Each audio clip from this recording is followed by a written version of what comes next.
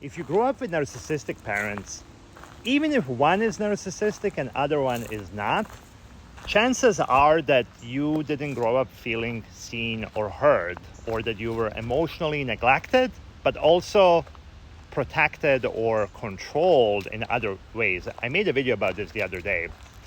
But how does this affect us when we are adults?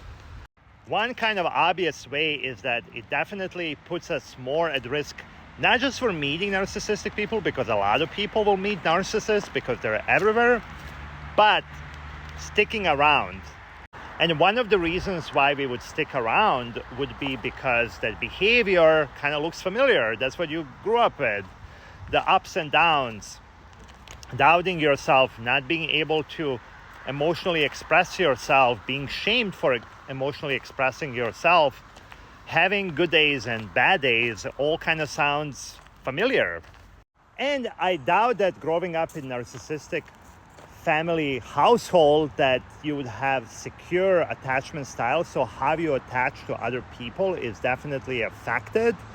I think that having narcissistic parents make us more susceptible to gaslighting because we were not properly mirrored growing up, so our emotional expression has been inconvenient. So when in adult relationship, when someone tells you you're too sensitive or what's wrong with you, we'll believe it. It sounds familiar. In addition to that, we'll self-gaslight ourselves more and constantly think it's us. There's something else that we need to be doing. Something's wrong with us. And that's what will make us stick around.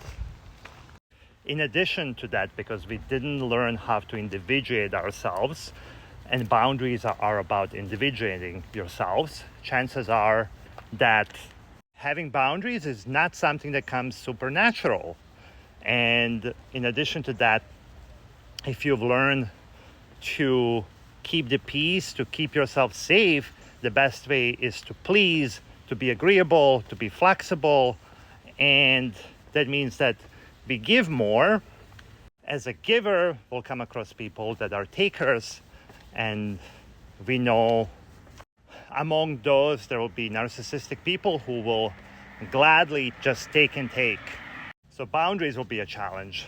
In addition to that, we're more likely to want to save people, fix people, rescue, because that's how we believe that we show value. And I just thought about this, and I wonder if that's also because we wanted to rescue maybe one of the parents that was getting narcissistically abused, and we couldn't.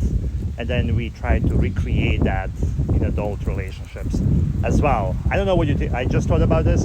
I know what you think about that. I would welcome any comments on this. To summarize some of the things that put us more at risk: trauma bond, being normal, thinking that that's normal, how relationships are, being anxiously or even fearful avoidant or avoidantly attached, so not securely attached, boundaries, having to learn how to have boundaries, and tendency to fix, rescue, and save people in order to show our value, feeling responsible for other people's feelings, and doubting ourselves and how we feel, in addition to everything else that I mentioned. Let me know what you think, and follow me if you find value in this content, and share it with other people.